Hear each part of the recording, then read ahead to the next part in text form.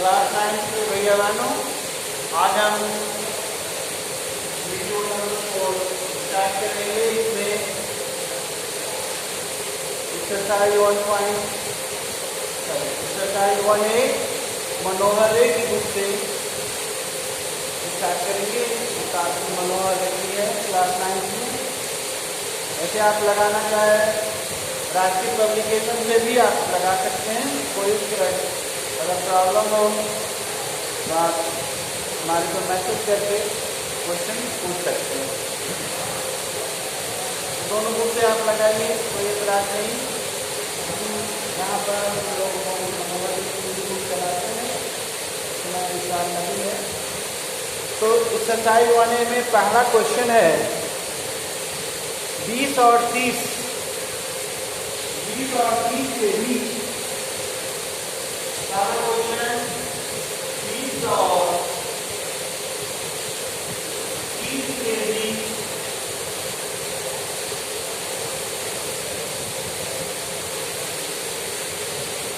समस्त समधन पूर्णांक लीजिए। समस्त समधन पूर्णांक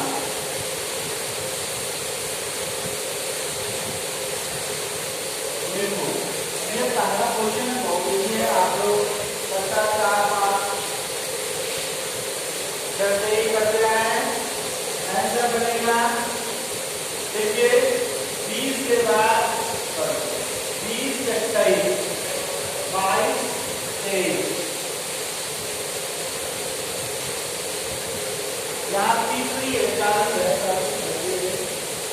20 और 40 के लिए 50 करिए 8 और 39 और 1 40। तो बीच में लिखना है 20 और 40 के बीच में। तो 20 और 40 को टच नहीं करना है, जितना जितना सारे नंबर है यहाँ पे पर आप अपने आंसर पे लिखिए। आंसर 21 22 23 38 39। ये आपका आंसर है। आप पूरा संख्या तुरंत से घर डालिए 38 तक। अगला क्वेश्चन 1 से 10 तक अभाज्य धन पूर्णांक। क्वेश्चन नंबर 2 1 से 10 तक के अभाज्य धन पूर्णांक।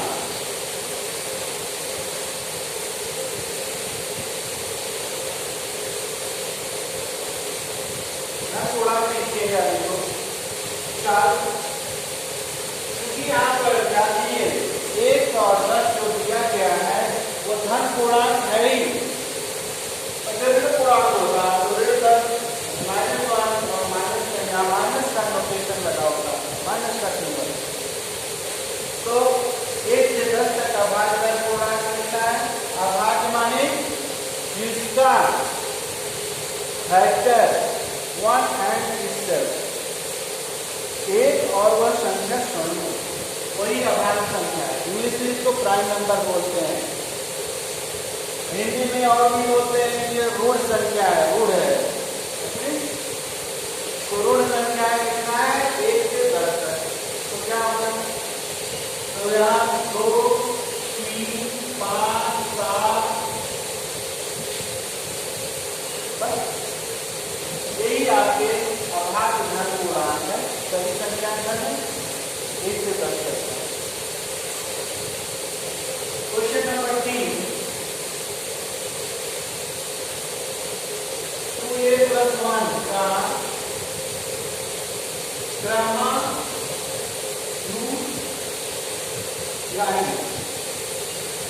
क्रमानुसार लिखिए, पूर्णांक लिखिए।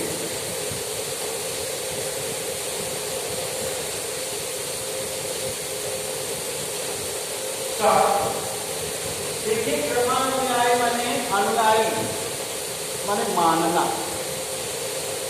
जैसे हम बौद्ध धर्म के अनुयायी हैं, हिंदू धर्म के अनुयायी हैं, यानी बौद्ध धर्म को बहुत पहले चला और मैं उसको मानता हूँ।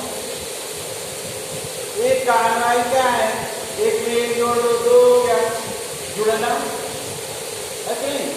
ऐसे एक धर्म से अनुयायी यानी जो आदमी जुड़ते हैं धर्म में या एक परंपरा में वो अनुयायी थे। तो किसी भी संख्या का क्रमानुयायी या अनुयायी निकालने के लिए उसमें एक जोड़ा जाता है। तो 2a + 1 का क्रमानुयायी बराबर 2a + 1, क्योंकि ये एक नंबर है +1 कर लीजिए तो क्या हुआ 2a + 1 + 1 इक्वल टू 2a + 2। ये हुआ क्रमानुयायी।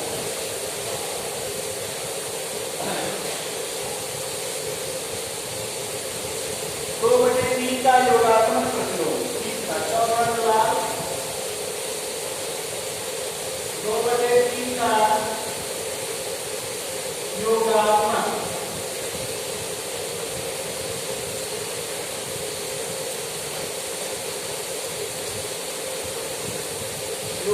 प्रतिलोम याद कीजिए, याद करना है।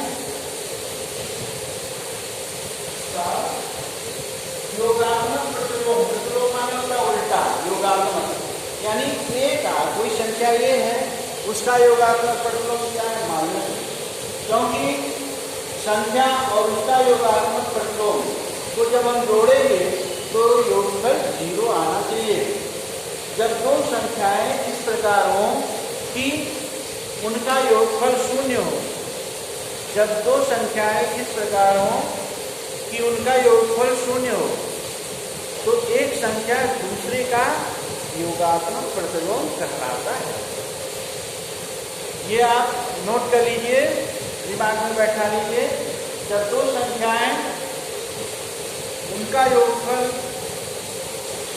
0 हो तो एक संख्या दूसरे का योगात्मक प्रतिलोम कहलाता है। तो 2/3 का योगात्मक प्रतिलोम क्या होगा? 2/3 का योगात्मक प्रतिलोम बराबर -2/3। जब इसको आप जोड़ेंगे तो योगफल 0 आएगा। जैसे एग्जाम्पल के तौर पे +5 कोई संख्या है, इसका योगात्मक प्रतिलोम आपको लिखना है तो -5 हो गया। +5 का योगात्मक प्रतिलोम क्या होगा? -5। उसी तरह से ये पहली संख्या है 2/3, इसका योगात्मक प्रतिलोम प्लस थोड़ा सा +5 का कैलकुलेटर लगा दिया गया तो ये पहली संख्या हो गया, कैलकुलेटर लगा दीजिए और दोनों को जोड़िए तो योगफल 0 आएगा। अगला ऋण 5 का गुणात्मक प्रतिलोम, क्वेश्चन नंबर 5। ऋण 5 का गुणात्मक प्रतिलोम क्या करें? तो क्या हो, एक संख्या दूसरे का गुणात्मक प्रतिलोम तब होती है जब उनका गुणनफल 1 होता है। एक संख्या दूसरे का गुणात्मक प्रतिलोम तब होता है जब उनका गुणनफल 1 होता है। यानी ऋण 5 का गुणात्मक प्रतिलोम, अभी हमने कहा एक संख्या दूसरे का गुणात्मक प्रतिलोम तब होता है जब उनका गुणनफल 1 होता है। तो ऐसी संख्या लीजिए कि ऋण 5 और उस संख्या का गुणनफल 1 हो गया, करके याद कर लीजिए। ऋण 5 गुणे ऋण 1/5 बराबर ऋण 5 गुणे ऋण 1/5 इसका लिखा ऋण 1 बराबर 1 गुणे ऋण 1 बराबर यानी ऋण 5 का गुणात्मक प्रतिलोम -1/5। नियम आप सुन करके वीडियो में नोट करते जाइएगा कहीं पे, क्योंकि यहाँ 9th में इस बुक में नियम नहीं दिया है कि कौन किसका गुणात्मक प्रतिलोम। क्वेश्चन तो दे दिया है लेकिन रूल नहीं दिया है। रूल में यही एसोसिएटिव ला, कम्यूटेटिव ला, पूर्णांकों पर नहीं समृद्ध, यही सब दिया हुआ है जो आपको पिछले वीडियो में भेज दिया गया है। उसको भी ध्यान से पढ़िए, समझिए और याद रखिए। उसको क्वेश्चन को सॉल्व करते समय आ जाता है उसका उपयोग। कभी कभी तो क्वेश्चन इजी हो जाते हैं उसके प्रयोग से, तो रूल आपको याद होना चाहिए। इसीलिए विद एग्जाम्पल रूल वीडियो में मैंने किया है, आपके बुक में भी वीडियो में बुक में भी दिया है। क्रमविधेयता नियम, साहचर्य नियम, बंटन नियम, ये सब दिया हुआ है। कहीं कोई दिक्कत हो तो आप पुनः कंसल्ट कर सकते हैं। तो क्वेश्चन नंबर 5, क्वेश्चन नंबर 6 कह रहा है योगात्मक प्रतिलोम लिखा है। योगात्मक प्रतिलोम अभी आप 2/3 का योगात्मक प्रतिलोम आपने याद किया है, -2/3 यानी जो संख्या दी है उसके आगे ऋण लगा दीजिए। जो संख्या दिया गया है जिसका भी योगात्मक प्रतिलोम निकालना है उसके आगे माइनस लगा दीजिए, योगात्मक प्रतिलोम मिल जाएगा। क्योंकि ऐसी दो संख्याएं एक दूसरे का योगात्मक प्रतिलोम कहलाती हैं जब उनका योगफल 0 हो। ठीक है, तो एक धन रहेगा और एक ऋण रहेगा, आंशिक वैल्यू सेम रहेगा, तभी उनका योगफल 0 आएगा, अन्यथा 0 नहीं आएगा। तो जो भी संख्या दी हो उसके आगे माइनस लगा दीजिए, तो संख्या का योगात्मक प्रतिलोम आप फाइंड आउट कर सकते हैं बड़े आसानी से।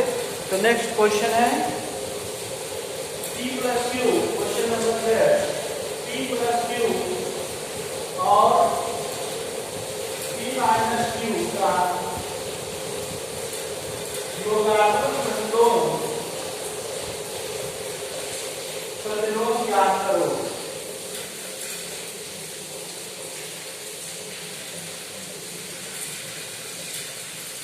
तो साल अभी हमने कहा इस संख्या का योगात्मक प्रतिलोम निकालना हो उसे आगे माइनस लगाएंगे। तो P+Q का योगात्मक प्रतिलोम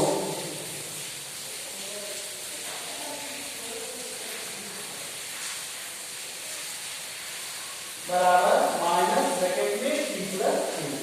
क्योंकि ये जो P+Q एक संख्या है इसमें चर में है, दोनों संख्याएं चर है, उनका योग जैसे 2 धन 3 बराबर 5, तो उस तरह से हम नहीं लिख सकते हैं।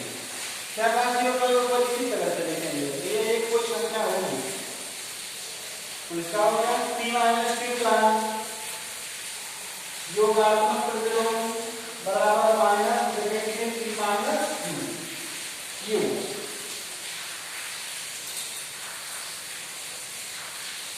x के किस मान के लिए, क्वेश्चन नंबर 7, x के किस मान के लिए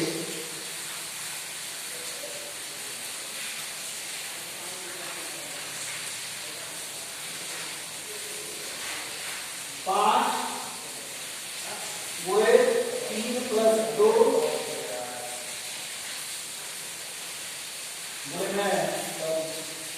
इक्वल टू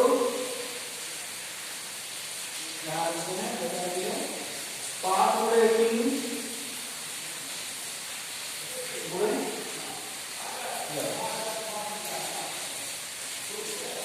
तो आपको जब हम वीडियो 3 आप ध्यान से देखेंगे या नोट किए होंगे तो उसमें गुणा का साहचर्य नियम आया। गुणा का साहचर्य नियम, साहचर्य नियम में 3 संख्याएं होती हैं। तो पहली संख्या का गुणा दूसरी और तीसरी के गुणनफल में करिए और पहली और दूसरी के गुणनफल में तीसरी संख्या का गुणा करिए, तो गुणनफल सदैव एक समान होता है। तो संख्याएं तो एक समान हैं, जो पहली, दूसरी, तीसरी संख्या लेफ्ट साइड में ली गई है, वही राइट साइड में भी होगी। क्वेश्चन में आपके तीन आंसर दिए गए हैं, 5, 3, 2। तीसरे, दूसरी और तीसरी संख्या का गुणनफल पहली के साथ किया जा रहा है। और यहाँ राइट साइड में इनवर्ट के दाहिनी तरफ पहली और दूसरी का गुणा तीसरी संख्या का अनमोल दी गई है। और इक्वल नंबर है, जब तक संख्याएं समान नहीं होगी तब तक गुणनफल बराबर कैसे आएगा। ये पूर्णतः शास्त्रीय नियम पर आधारित है। तो हम कंपेयर करें, 5 है, 3 है, केवल 2 नहीं है, डायरेक्टली इक्वल टू क्या हो जाएगा, 2, 4, 5 गुणे 3 गुणे 2 बराबर 5 गुणे 3 गुणे 10। दोनों पक्षों की तुलना करने पर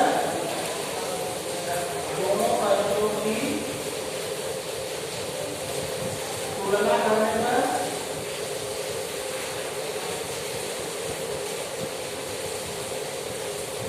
तुलना करने पे x बराबर क्या हो गया, 2।